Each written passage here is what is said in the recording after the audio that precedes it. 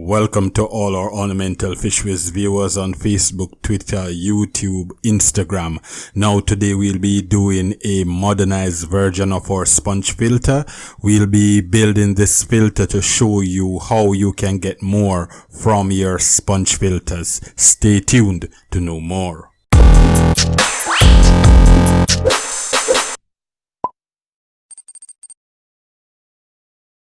Welcome back. Please remember to subscribe to our channel and click the notification bell.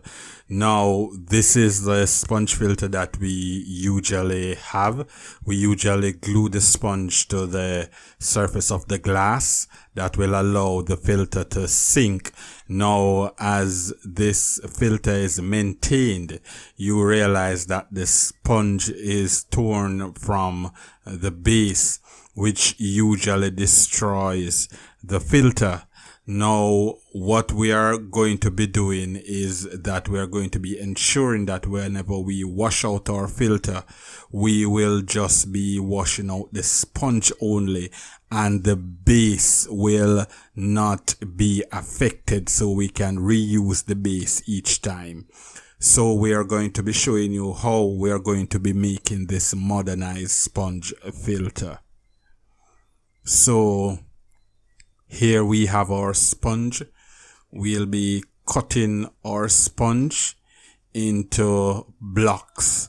Now the measurement of these blocks are 5 inches by 5 inches and the height is 7. So it's squared around 5 inches by 5 inches and the height is 7. Now you can cut your sponge according to the size of your aquarium. Now we'll be using a fine saw that is used to cut pipes to cut the sponge.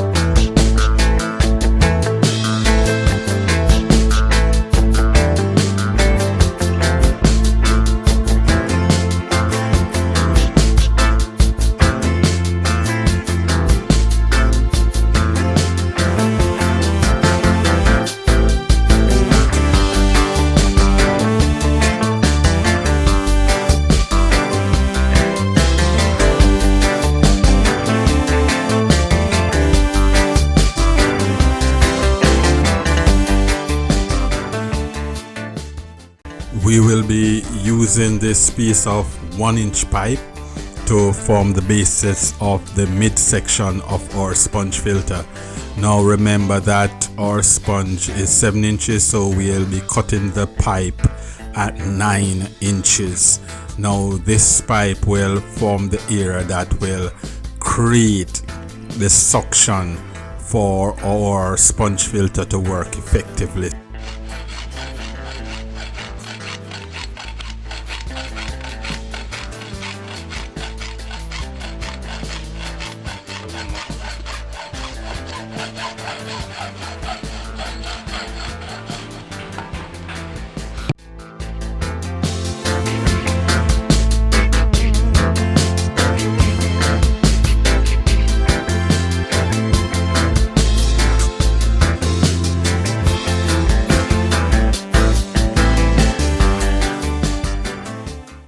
We'll be using our soldering gun that is heated to punch some holes along the side of our pipe.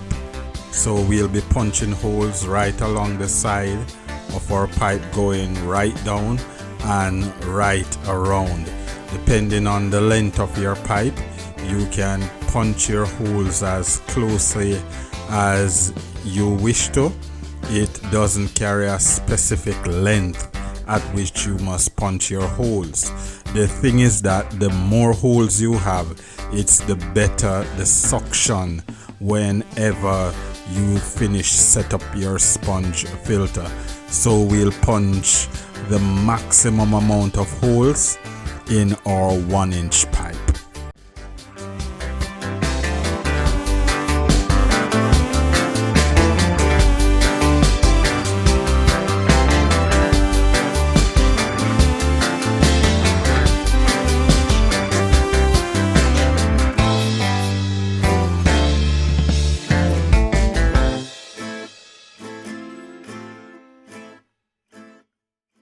So after we are finished punching our holes, we'll be using our knife to kind of scrape off, to cut off, to get rid of the excess melted plastic, because we used the heated soldering iron to punch the holes. We have some excess plastic that comes up, so we'll be using our knife to cut away that excess plastic. So we'll cut away the excess from the outer side, and we'll also do it for the inner side as well. So you can just place your knife inside the pipe and just turn it around and around until those excess pieces of PVC are scraped off.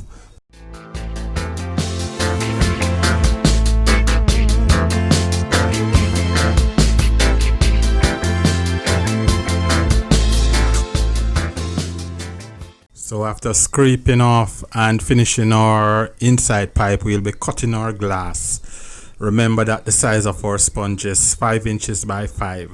So we'll be cutting 2 pieces of glass 5 inches by 5 inches. Now these 2 pieces of glass will form the base of our sponge filter.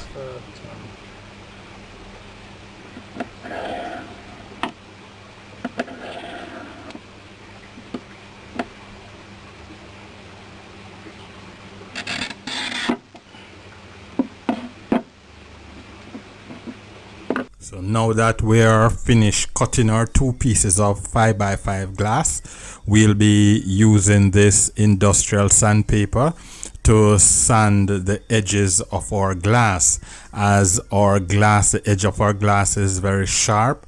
So we'll have to rub down those sharp edges so that you will not get any cut. So we ask you to be extremely careful when sanding.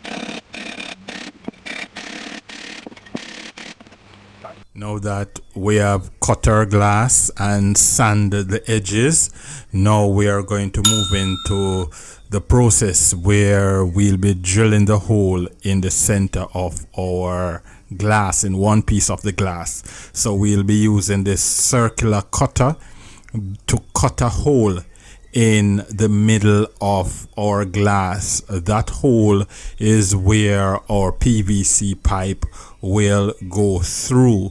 So we'll be using this glass circular cutter to cut our hole in one piece of our glass.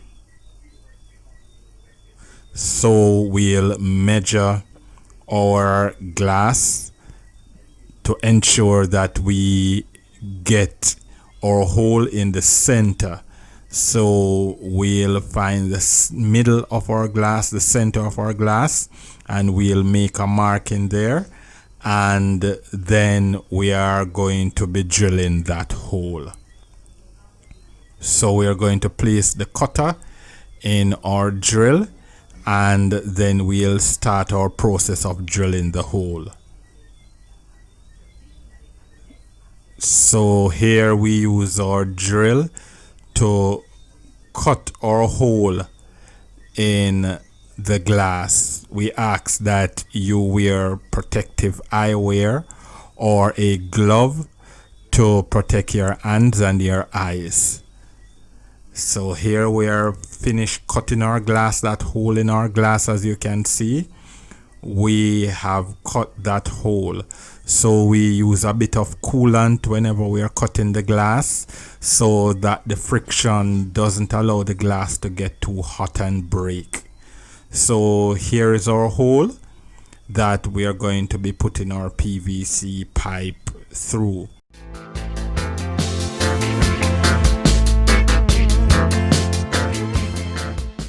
We'll be gluing our glass together, and for this we'll be using clear silicone to glue both pieces of glass together. So we'll be putting the clear silicone around the edge of one piece of the glass. So we'll silicone right all four corners of the glass. After siliconing those four sections of the glass, we're going to be placing the piece with the hole on top. So we'll just put it on top, and we'll just add a little pressure so that the silicone spreads between the glass, both pieces of glass, thinly. So we'll make sure that we line up both pieces, and then we'll apply some pressure right in that middle area. Now is where our 1-inch PVC pipe is going to be glued. So we are finished siliconing our two pieces of glass. So we are going to be using a stronger bonded glue to glue the PVC pipe first, and then we'll be adding some silicone around it.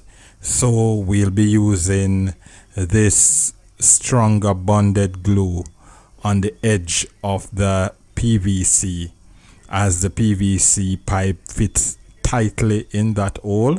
So we'll be placing in our PVC pipe and add a little pressure to it.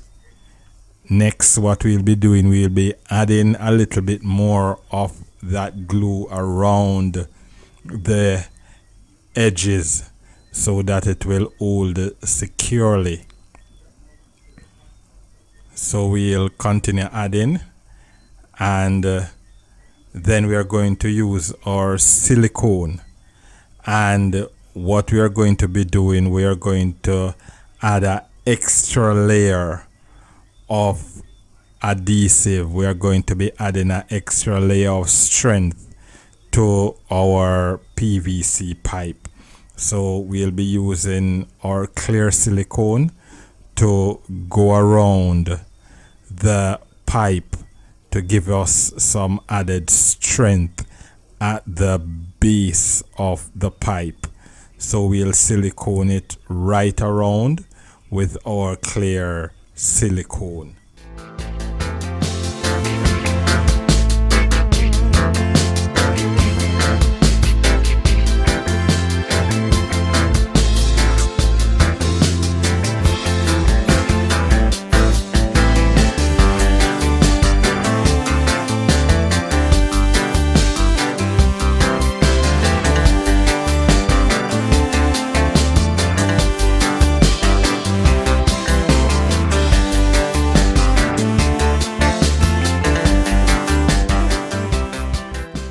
So after we're finished our gluing, we'll place in the sun to dry for about 45 minutes to an hour. We'll allow the silicone and the glue to dry properly. So in the meantime, while our base is drying, we are going to be using a piece of 3/4 inch pipe to cut the hole in the middle of our sponge. Now usually you can use like a knife and just push it through the center of your sponge, but we are going to be cutting a dedicated hole in the center of our sponge by using a piece of 3/4 inch pipe. So if you should want to be doing a smaller filter, you must always use a smaller pipe than the one you are going to be using, as we are using a 1-inch pipe. So you can use the 3/4 of an inch so that the 1-inch pipe will fit tightly in the middle of your sponge. So here we are finished punching the hole in our sponge.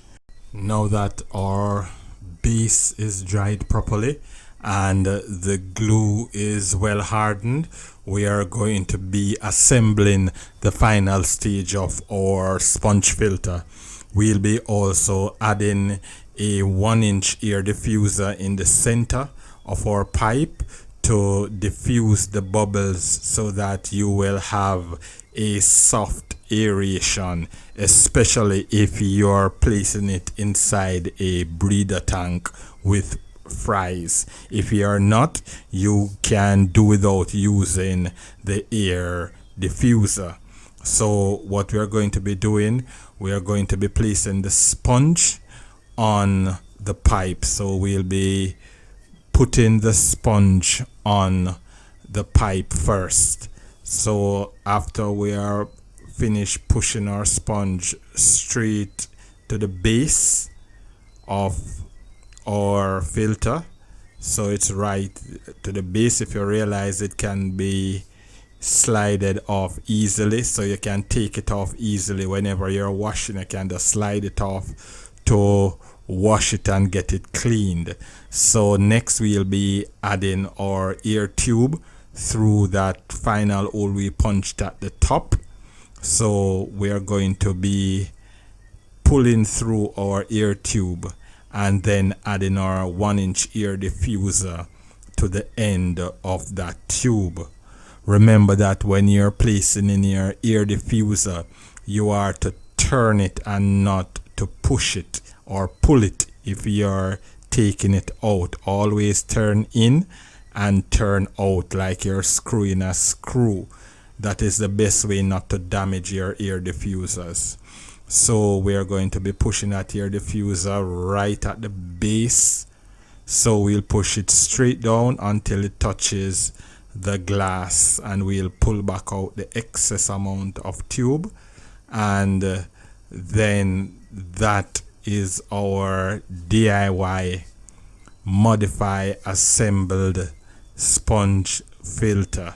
So here we have finalized the assembly of our sponge filter, so it's ready to be placed in our aquarium. Now this filter is a very large one that can filter up to a 30-gallon and over tank. So you can use a size sponge filter like this one to filter a 30-gallon tank. Now this is our sponge filter in action.